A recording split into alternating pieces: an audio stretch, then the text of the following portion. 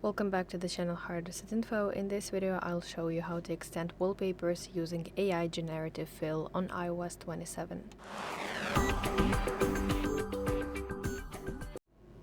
So, let's open lock screen, and then you want to long press it and then press plus button. Now let's select a photo from my gallery. I'll go with this one, for example.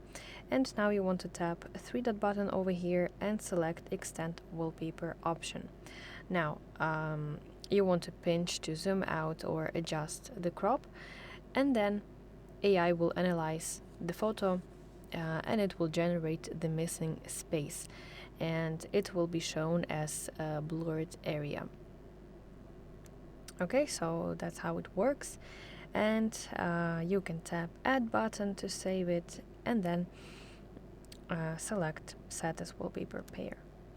So that's how it works. Thank you so much for watching this video. If this helped you, please leave a like and subscribe to our channel for more content like this, and see you in the next one.